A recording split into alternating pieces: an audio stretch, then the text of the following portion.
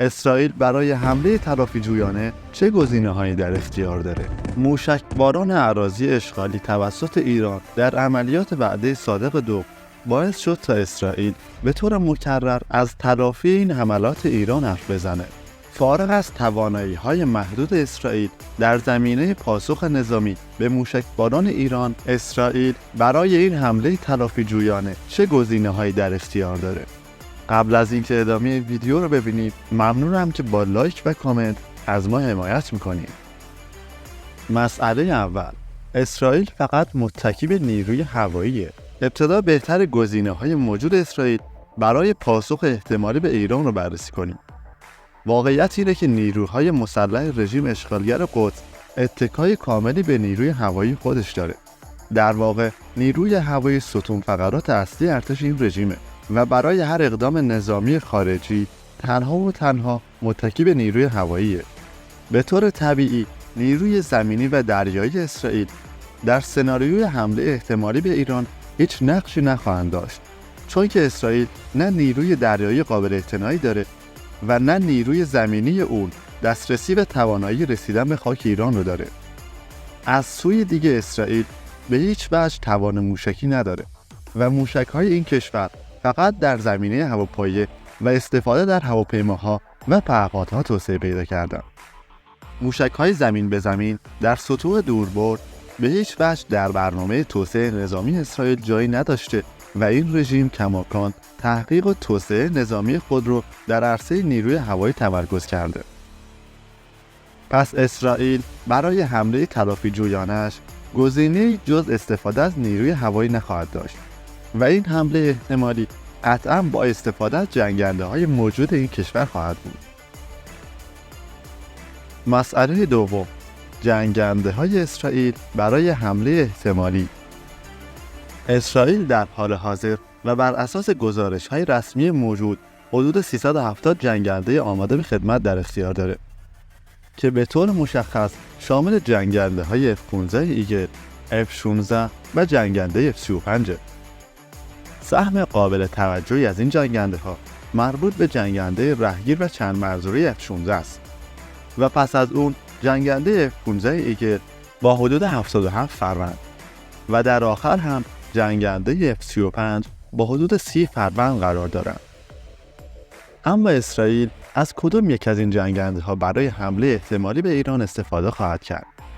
برای پاسخ به این پرسش باید دید که این رژیم چه اهدافی رو برای عملیات نظامی خود دنبال میکنه. آیا این رژیم به دنبال یک حمله محدود در چند نقطه است یا قصد داره عملیات مخرب‌تری رو دنبال کنه؟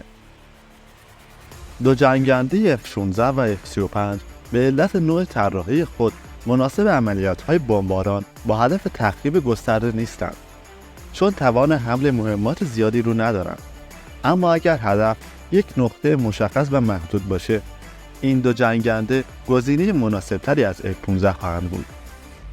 اسرائیل زمانی که به تأسیسات اتمی عراق حمله کرد، از جنگنده‌های F-16 بهره گرفته بود که با تغییرات خاص و اضافه کردن مخزن سوخت جدید در بالای بالها برد اونها را افزایش داده بود. جنگنده پنهانکار F-35 نیز برای عملیات‌های مشابه گزینه بهتریه، اما میزان حمل سلاح اون بالا نیست. اما احتمالی که بیش از همه مطرحه استفاده از جنگنده F-15 ایگله که به علت امکان حمل مهمات تا 10 تن میتونه تنها گزینه اسرائیل برای حمله احتمالی به خاک ایران باشه. اگر سران رژیم اشغالگر بخوان عملیاتی تخریب‌آمیز رو دنبال کنن، نیاز به جنگنده‌ای دارن که توان حمل مهمات سنگین و سنگرشکن رو داره که در این زمینه تنها F-15 ایگل رو میشه در نیروی هوایی اسرائیل یافت که قادر به انجام چنین عملیاتی باشه. پس اگر اسرائیل در حمله احتمالی خود به دنبال عملیات نظامی با تخریب بالاست، قطعاً باید از جنگنده‌های F-15 خود استفاده کنه که جنگنده‌ای نسل چهارمی محسوب میشه، به این معنا که مهمات در زیر هواپیما و خارج از بدنه قرار خواهد گرفت و مهمتر از اون این که جنگنده رادارگریز نیست. مسئله سوم، اسرائیل برای حمله احتمالی امکان استفاده از چند جنگنده رو داره. فرض بگیریم گزینه اسرائیل برای حمله احتمالی جنگنده F-15 ایگله که در واقع هم منطقی ترین گزینه اونها خواهد بود. حالا اسرائیل با چه تعداد از این جنگنده ها حمله خواهد کرد؟ برای پاسخ به این سوال دو موضوع رو باید در نظر گرفت. اول اینکه اسرائیل چه اهدافی رو در این حمله مد نظر قرار داده و دوم توانایی خود اسرائیل در استفاده از این جنگنده هاست. موضوع اول به این برمیگرده که رژیم اسرائیل چه تعداد هدف و چه نوع اهدافی رو مد نظر قرار داده. برای مثال سایت های موشکی زیرزمینی قطعا به تعداد جنگنده بیشتری نیاز داره تا حجم بالایی از بمب ها رو تخلیه و تاثیرگذاری خود رو نشون بده. این موضوع برای سایت های هسته‌ای قطعا دشوارتر و به معنای نیازمند بودن به جنگنده های بیشتره. حالا اگر این گزینه های دشوار بیشتر باشه، به این معنی که اسرائیل بخواد به چند سایت موشکی یا چند سایت هسته‌ای حمله کنه، طبیعتاً تعداد جنگنده های مورد نیاز بیشتر هم خواهد شد. تأسیسات زیرزمینی که ممکنه بیش از 100 متر در زیر زمین با پوشش کوهستانی قرار گرفته باشند، به نظر حداقل به 6 فروند جنگنده F-15 کاملا مسلح نیاز دارند. البته این هم فقط یک احتماله و شاید 6 فروند جنگنده مسلح F-15 هم با توجه به نوع بمب‌های سنگرشکنی که اسرائیل در اختیار داره نتونن به تأسیسات زیرزمینی آسیبی برسونن. اما فرض بر این که برای هر تأسیسات زیرزمینی نیاز به 6 فروند جنگنده F-15 باشه، اون وقت اسرائیل بر روی چند هدف میتونه عملیات انجام بده.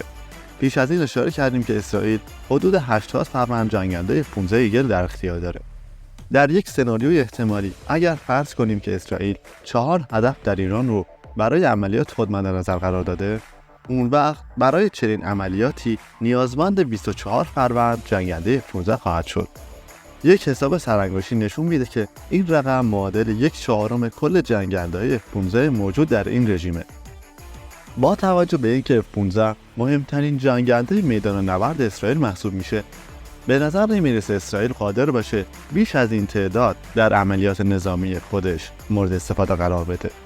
هرچند حتی این تعداد هم به نظر میرسه یک قمار بزرگ برای رژیم صهیونیستی باشه، چون که این جنگنده ها رادارگریز نیستند و با توجه به وجود سامانهای دفاع هوایی متعدد ایران ممکنه تعداد قابل توجهی از اونها مورد هدف قرار بگیرن. در یک جمع‌بندی باید گفت که رژیم اسرائیل بیشتر از 24 فروند جنگنده F-15 ایگل رو نمیتونه مورد استفاده قرار بده. نظر شما در این باره چیه؟ به نظر شما پاسخ اسرائیل به چه شکل خواهد بود و چه نتیجه‌ای خواهد داشت؟ ممنونم که تا انتهای این برنامه همراه من بودید. برای حمایت از ما لایک و کامنت هم فراموش نشه.